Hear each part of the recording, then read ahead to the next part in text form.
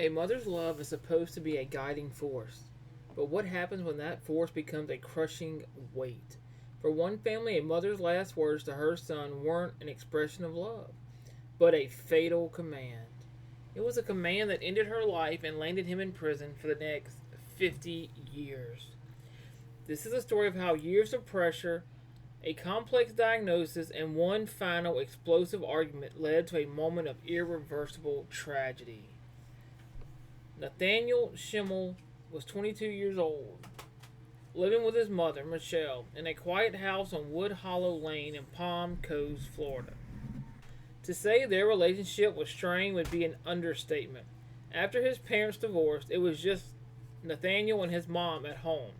Like so many parents, Michelle just wanted her son to find some direction, get a job, start a life. But over time, her encouragement twisted into relentlessness, daily pressure. Arguments became routine, almost always circling back to what Michelle saw as Nathaniel's total lack of ambition. Nathaniel, for his part, was stuck. The constant fighting created an unbearable tension in the house, a feedback loop of her disappointment and his frustration.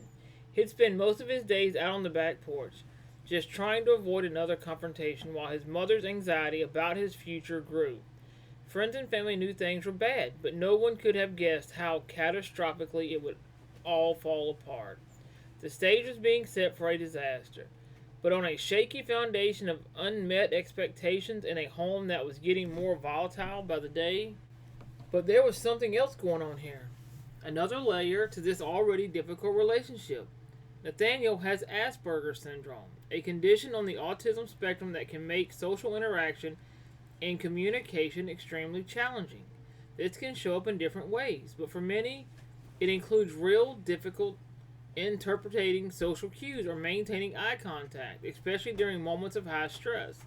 In court, when asked about his symptoms, Nathaniel himself cited having problems with eye contact and an inability to make quick decisions.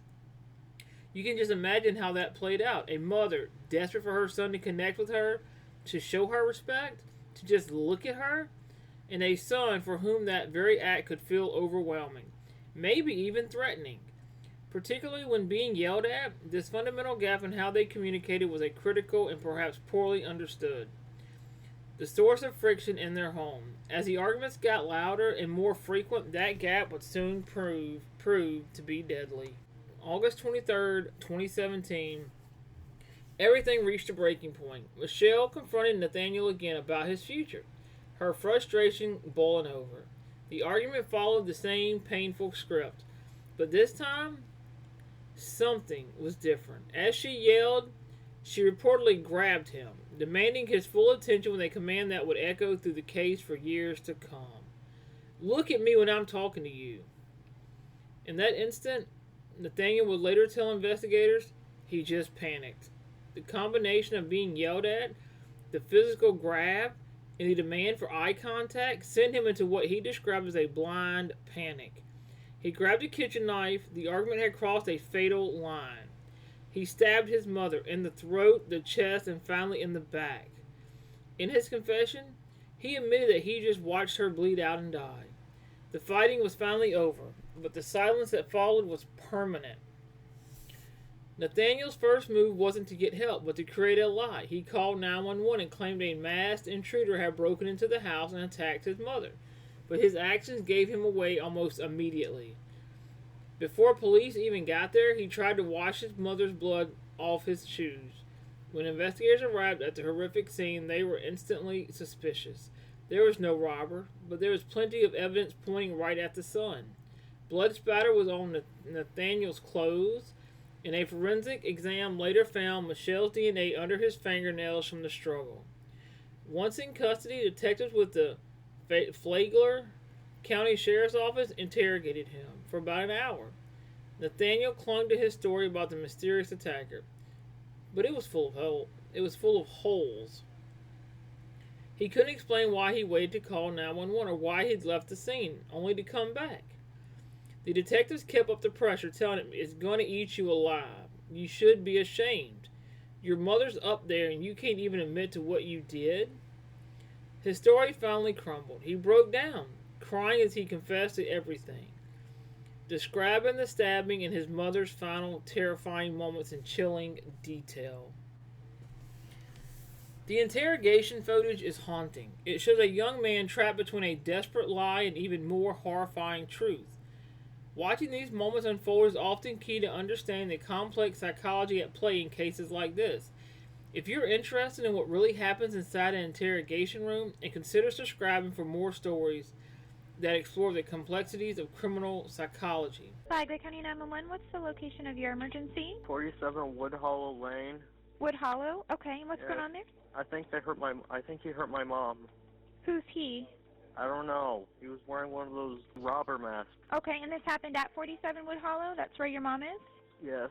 Okay, are you with your mom right now? No, I got away. Okay, do you know who could have done this? Does she have any enemies that you're aware of? My dad, I think.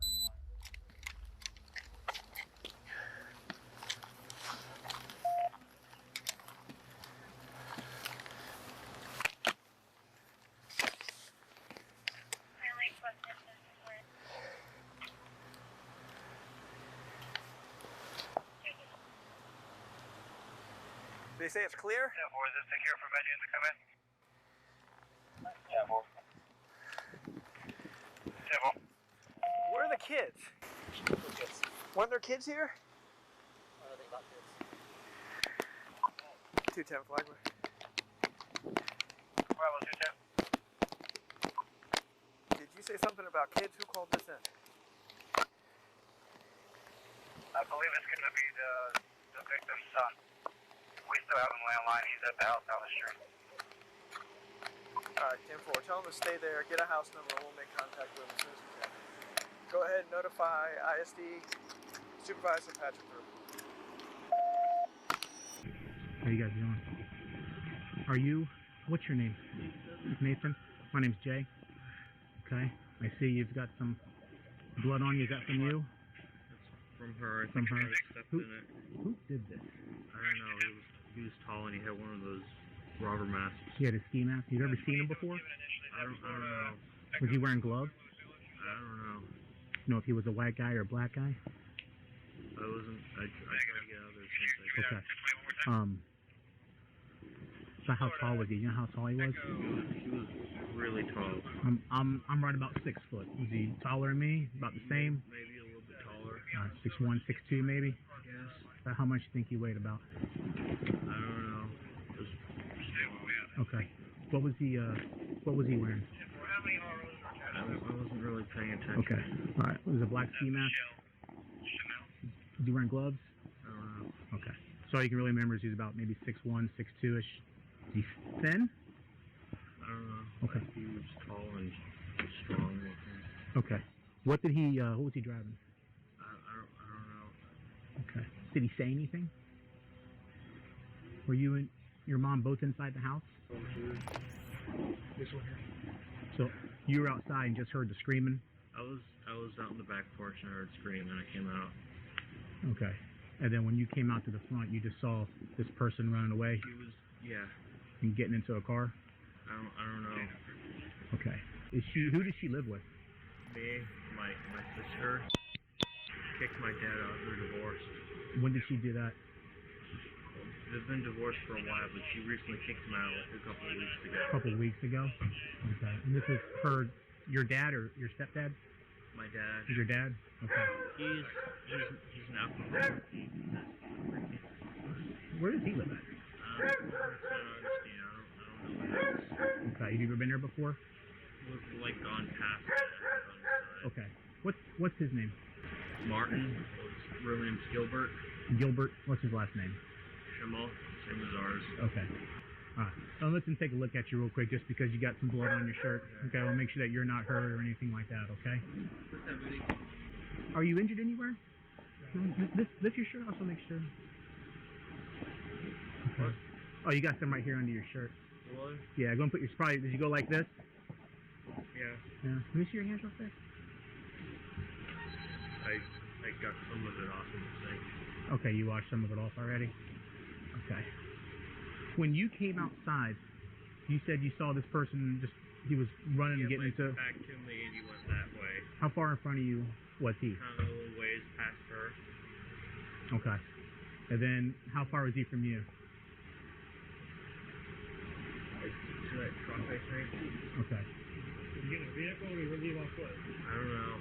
No? I got out as soon as I could. And you immediately got in your car and you left? Did you kneel down by your mom or anything, or did you just get out of there? I looked to see if she was okay, but... That's it? Did she say anything, or... No? Okay. Can you see your fingers real quick, Kim? You already washed your hands, huh? Uh-huh. Okay. I'm gonna have to... You wait out here while I go get my pad. I want to write a couple things down, okay? Alright. Sorry. Oh, that's fine. Nobody heard nothing over here? No. Something wrong over there? We had a situation. Can't really talk about it right now. Okay, I figured. That's why I didn't come over. Yeah. Do you know the people next I door do. or across? I do, Okay. Martin and Michelle. Is it just a female and a male? And then they have two children. Two children. Okay. Did you see them there today? I really didn't notice. I was working in the backyard, Okay. so I didn't notice whose cars were there. Do they usually argue at all, or? Not that I know of. Okay. They're a nice couple. The girl works, so she's probably about 18. The son's probably about 26. Okay. 7. All right. And then them two have kids together. Is that what it is? Yeah. Okay. How'd you get the blood on your shirt, you know? I think might have, like, accidentally gotten on my shirt when I was looking at her. I don't know. She was on the ground, though? Uh-huh. Okay. Did she say anything to you when you were talking to her? Uh-huh. Were you trying to talk to her? Uh-huh. Okay. She didn't answer any questions? No? Yes, because my sister's at work. Your sister wasn't. How old is your sister? She's 19. Okay. Does she live there too? Uh-huh. Alright, when does she get off work and is she due home? 'Cause 8. work now? Is it? It's about 8. Yeah. Did you get along well with your dad, or did you get along better with your mom? My mom. Your mom? Okay. So he was staying with you and your mom and your sister, right? Okay. I kept wanting to go out because I didn't trust him. Okay. He had some bullshit. So a couple weeks ago, she threw him out, or he left on his own? She kicked him out. Okay. They had an argument. I don't know what about. So you're on the back patio, correct? With a screen? Is it screened in, or is it a sliding glass door, or is it a door? Sliding glass door. Is there a screen attached with it also? Uh-huh. So it's just a sliding glass door without a screen. Okay, was that screen door open or shut? It was open. All the way? I don't know. I think I opened it all the way. Okay, so it was, you were in the back. Your mom was inside the house? Was she cleaning, or just you have a TV on your back patio? Or? No? Okay. So you're watching a show, you had your headphones on, okay. Was it loud, or is it just medium? Kind of loud? Alright. So you're out in the back, and you hear your mom screaming. Was she screaming from inside the house, or outside the house? When she was inside, you heard her screaming. What was she saying? Do you remember? I don't know. I just started screaming and I took off my headphones. Okay. Was she yelling no, or stop, or anything, or? Maybe. Okay. So basically, long story short, you heard her screaming, you took your headphones off, you came from the back patio, inside the house, through the back. You saw the front door open, you went out through the front, and you saw her laying on the ground. When you came inside, she wasn't inside though, was she? No, she was out in the front? Okay. And that's when you came out and you saw who you think might be your dad leaving. Okay. Was he running or walking? Okay. If this is your house, if you come out of your house, which way did he go? He went to the left? Okay. And how did you get from there to over here? You went the short way? I went the hollow thing and then I came out right in front of the street. Okay. All right. Did you immediately leave and come over here? Did you stop next to your mom or anything? Before I got in the car. Did you try to talk to her? What'd you say? She's okay? Okay. What'd she say to you? Do the same thing. What I'm trying to do is I'm asking all these questions. I'm trying to see if I can eliminate, like if you saw, if you had an accent, that it might eliminate this, and if he was, this tall, then it might eliminate, certain things, certain people. You know what I mean? That's why I'm asking all these questions, like clothing and driving and things like that. By asking him, maybe we can eliminate, and we just get down to like maybe 3 or 4 people, and that kind of gives us a hand. You know what I mean? So, all you know is that your mom threw your dad out about 2 weeks ago, but they've been divorced for a couple years. Okay. During that time they were divorced, was he staying there? She kicked him out and he's gone for like 4 months. Okay, and he'd come back, she'd kick him out again. Okay. Was she in the process of letting him come back, you think, or no? She was done this time? Okay. And that was 2 weeks ago, right? Can I get your sister's name? That way when she comes home, they can have somebody meet her before she goes home. Ilana. Can you spell it for me?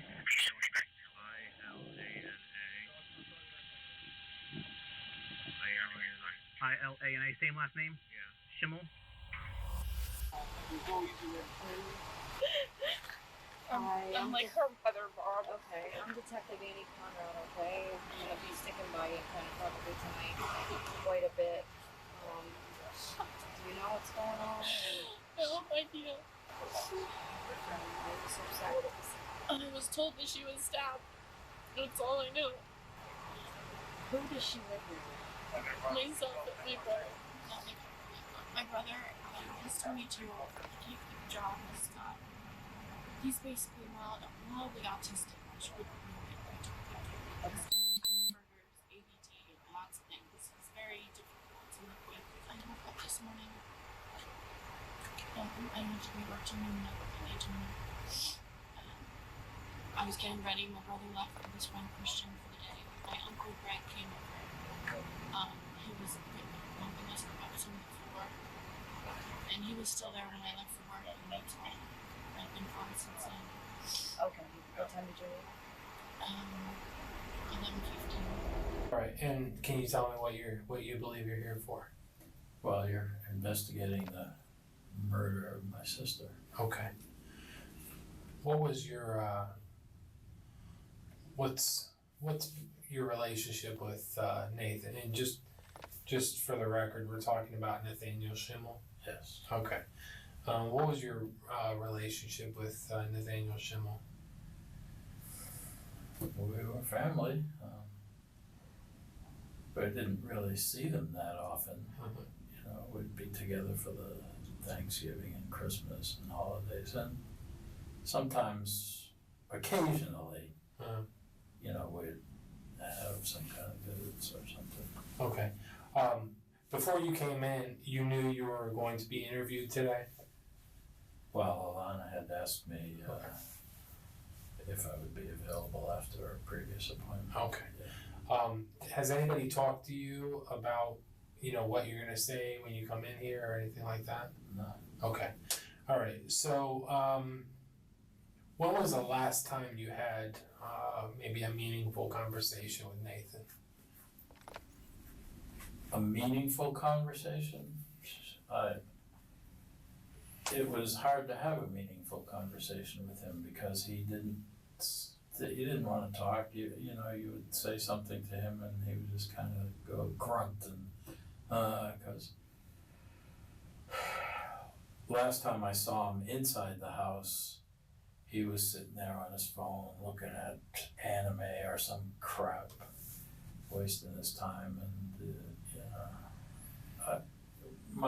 what I would usually ask him about is, are you looking for a job or something like that? Sure. But no real meaningful conversation, I would say. That was maybe a point of contention? Is him getting a job? Oh, with my sister, it absolutely was. Okay. She was nearing the end of her rope with him. I don't know if it was that day,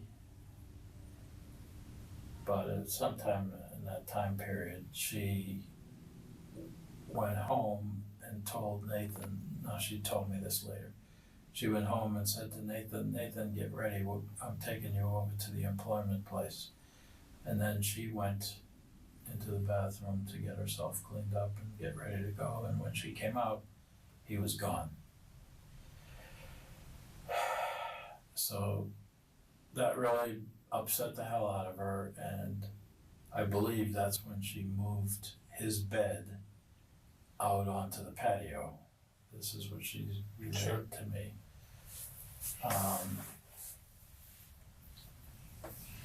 Because, you know, all he wanted to do was sit around, play video games, and do nothing with his life. And she was trying to get him to do something. She was at the end of her rope with him. And she texted me, and probably here. I told her, you know, she said, "Now what do I do?" I said, "Well, maybe you could just restrict his access to the house now, so he can't get in the house. You know, make it uncomfortable for him. Make him walk to the gas station to use the bathroom and wash up like a homeless person. Get a feel for what it would be like to be uncomfortable and not have this easy life that you're giving him, you know?" Right. And that was the day that it happened. If you had to, I mean, if you were in my spot and you're trying to figure out a reason for everything, you know, a reason, or not maybe a justified reason. I'm not saying a justified reason. I'm just saying a reason. What do you think that you would conclude with? I would just say that he didn't want to do a damn thing, and got pissed off that my sister was threatening to throw him out of the house because of this. And I don't know, he just didn't want to end up out on the street, or didn't want to do what he should be doing. What would you like to see as a resolution to this? I would like to see Nathan either in jail for life or executed, to be honest. There was a knife on the couch. I panicked. I just reached for it. Mm-hmm. She, like... You just panicked.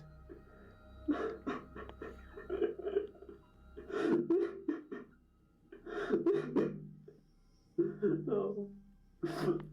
You panicked because she was gonna kick you out. Yeah, I didn't want to be homeless. Okay. What do you think? Okay. And you guys were standing in the kitchen? Yeah.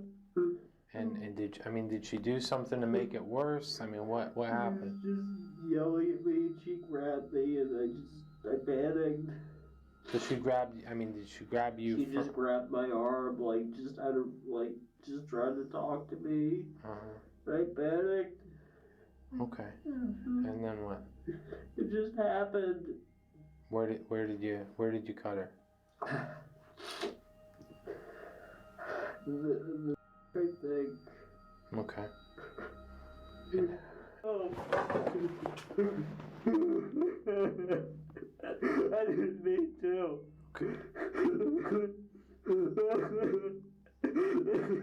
She didn't deserve it. Initially, Nathaniel Schimmel was charged with first-degree murder and was looking at a life sentence. His case stalled for over 3 years, partly because of the pandemic, but in the end, after consulting with Michelle's remaining family members who just wanted closure, an agreement was reached. He pled guilty to a lesser charge of second-degree murder. Circuit Judge Terrence Perkins sentenced him to 50 years in prison, which would be followed by a lifetime of probation. With credit for 3 years he'd already served, Nathaniel will be eligible for release around the year 2060. He'll be 64 years old, and when the judge asked if he wanted to make a statement in court, Nathaniel simply said no. His case is a tragic testament to how family pressure and misunderstood mental health conditions can collide, leaving a family completely shattered and a son locked away for the majority of his life.